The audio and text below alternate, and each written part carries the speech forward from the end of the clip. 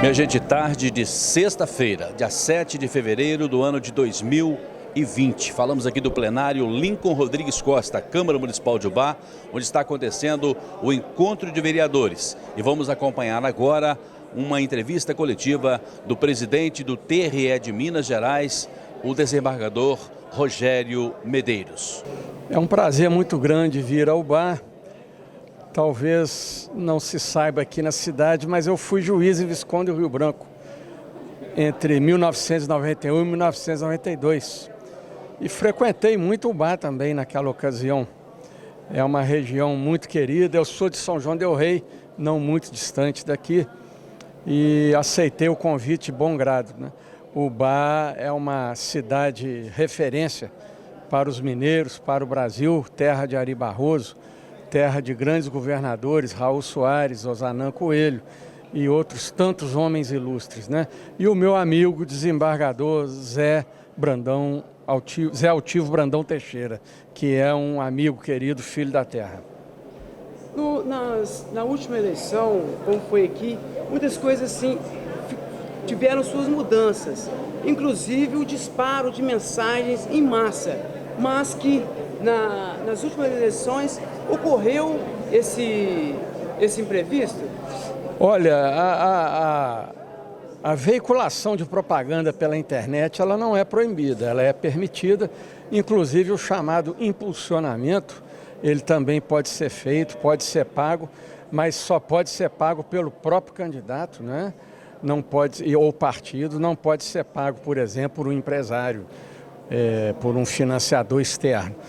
Agora, o grande problema é quando se usa a propaganda da internet para divulgar coisas falsas, para divulgar ofensas, mentiras, né, em relação a outros candidatos, a outros partidos, e inclusive para iludir os eleitores e captar a confiança dele de maneira fraudulenta.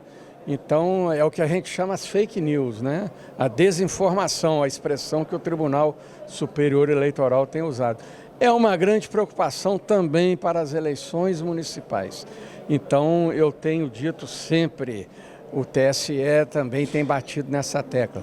Qualquer cidadã ou cidadão que receba no seu celular, no seu smartphone, por e-mail também, no computador, até em papéis, né? Se receber um conteúdo, uma notícia, uma informação que não tenha certeza da sua autenticidade, né?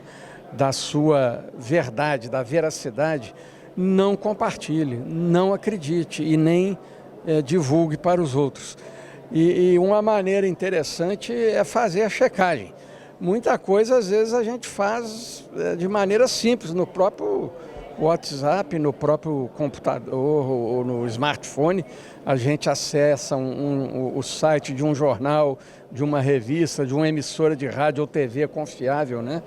E vê a notícia verdadeira. Eles disponibilizam canais de consulta, a própria Justiça Eleitoral, e nós vamos estar atentos a isso. Olha, é até crime, viu? A pessoa que divulgar ou compartilhar um conteúdo falso na internet, essa chamada fake news, se ela tiver consciência de que está divulgando algo que é falso, é o que a gente chama de maneira dolosa, né? Com finalidade eleitoral para beneficiar ou prejudicar algum candidato ou candidata, essa pessoa, mesmo não sendo o próprio candidato, pode ser até um apoiador, cidadão comum, se agiu dessa maneira consciente, ele pode ser penalizado com prisão de 2 a 8 anos. A lei foi aprovada há pouco tempo, no final do ano passado, e é muito rigorosa. Queria saber do senhor, se torna inelegível pessoas que estão passando por processo judicial? Qualquer processo judicial que envolva condenação criminal, condenação por improbidade administrativa, corrupção, né? Ou que tenha sido cassada pela Justiça Eleitoral, já num órgão colegiado, ele estará inelegível. É o que a gente chama a famosa lei da ficha limpa, né? Então, uma pessoa que foi condenada por qualquer crime, por corrupção ou cassação pela Justiça Eleitoral. Desde que tenha sido uma condenação por órgão colegiado, ela já está inelegível. Eu vou dar um exemplo. O prefeito que comete qualquer crime, ele já é julgado, por causa da Constituição, pelo Tribunal de Justiça. O primeiro julgamento dele já é colegiado. Se ele foi condenado no Tribunal de Justiça, ele já está inelegível, é um órgão colegiado. O vereador não. O vereador, se cometer um crime, ele é julgado primeiro pelo juiz lá da comarca. É um julgamento que a gente chama singular, o juiz monocrático. Então ele ainda não está inelegível. Agora, recorrendo e o tribunal o condenando, seja confirmando a condenação, ou às vezes ele foi absolvido, o promotor recorreu, aí o tribunal condenou, já é uma decisão colegiada, o vereador estará inelegível. Desembargador, qual que foi a mudança mais relevante para essas eleições, se comparado às eleições anteriores? Pela primeira vez, por força de uma emenda constitucional de 2017, que só passará a vigorar este ano, ela não vigorou em 2018, nós não temos mais coligações nas eleições proporcionais. No caso agora, então, não pode haver coligação de partidos para disputar cargos de vereador. Só pode lançar candidato o partido isolado, só pode coligar para prefeito. É a inovação mais importante. Colocando por miúdo essa inovação, ou seja, pelo que até para o nosso público entender, um vereador que tiver mais voto, automaticamente ele é eleito? Não. Continua sendo sistema proporcional, não é? Então, exatamente, o partido que for muito bem votado, ele vai fazer um bom quociente eleitoral e vai ter maior número de vagas. Agora, tem uma novidade interessante, que agora é o candidato que individualmente não tiver uma votação que corresponda pelo menos a 10% do quociente eleitoral, ele, mesmo que o partido dele tenha aquele número de vagas, ele não vai poder assumir. Aí vai ter que redistribuir essa vaga restante para uma nova rodada. Aí sim, entra o mais votado, independente do partido. Sobre o eleitor, o que impede o eleitor de exercer sua cidadania e de votar? O eleitor que estiver condenado criminalmente enquanto durarem os efeitos da condenação, ele tem os direitos políticos suspensos, né? Aquele eleitor, que é o caso mais comum, que não votou nem justificou em 3 eleições seguidas, a inscrição eleitoral dele é cancelada automaticamente. E no caso das localidades onde há biometria obrigatória, se o eleitor não a fez, né, ele também terá a inscrição cancelada. Ao que me consta que na região, atualmente, nós temos biometria obrigatória, tivemos Guidoval, que já encerrou, e andamento Tocantins, que vai até 6 de março. O eleitor que não fizer isso no prazo, ele terá a inscrição cancelada, também não vota. Desembargador Amarildo, do Jornal Baense, falando da proporção das propagandas eleitorais no rádio, na TV, quando foi explicado ali, referente às mulheres, como que fica definida a questão de tempo? Um mínimo de 30% do tempo que cada partido dispõe tem que ser um mínimo de 30% por sexo. No caso, né, o intuito real mesmo é incentivar as mulheres. Pode até dividir meio a meio, mas tem que respeitar um mínimo de 30%. Isso aí, foi boa a sua pergunta. Eu quero falar de outra inovação importante. A jurisprudência do TSE está muito rigorosa agora com as chamadas candidatas laranjas. Porque o número de candidatos a vereador, por cada partido, né, tem que também haver essa proporção de um mínimo de 30%, um máximo de 70% por sexo. Nas eleições municipais de 2016 e mesmo nas eleições gerais de deputados, né, em 2018, nós temos muita denúncia de candidata laranja, inclusive candidatando só para preencher o número e algumas até candidatando só para receber o dinheiro do fundo e repassar para outros candidatos.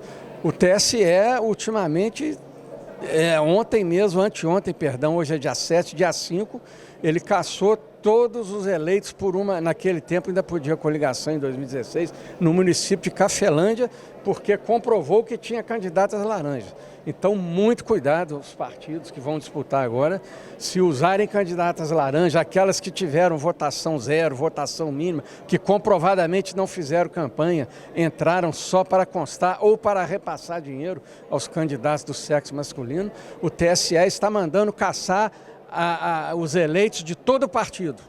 Então é uma penalidade muito dura. Sobre o fundo eleitoral, o TRE tem sido mais rigoroso em relação...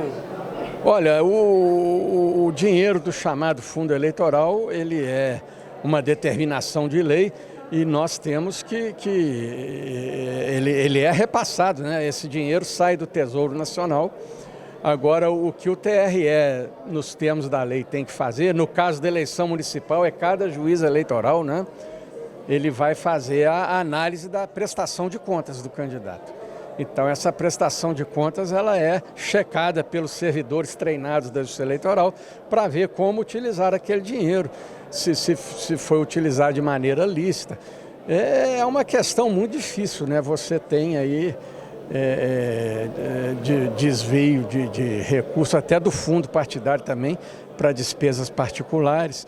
Se você desrespeitou esse mínimo também de 30% para candidatas do sexo feminino, você usou esse dinheiro ilegalmente, por exemplo, para fazer uma propaganda que não pode pagar, por exemplo, para fazer outdoor, né? Esse dinheiro vai ter que ser devolvido.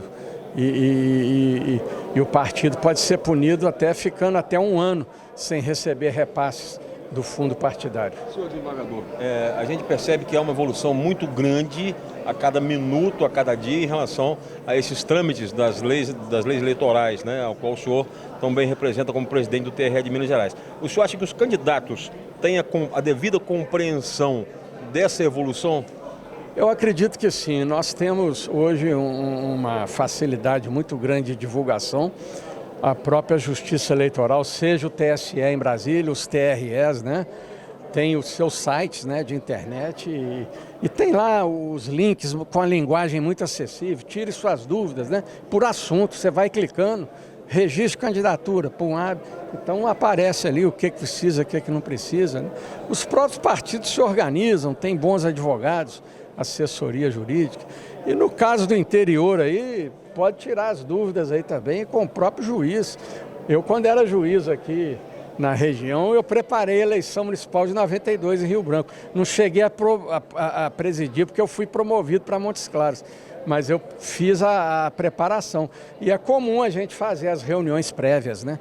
Convoca lideranças de partido, convoca futuros candidatos e outros interessados e faz essa explicação.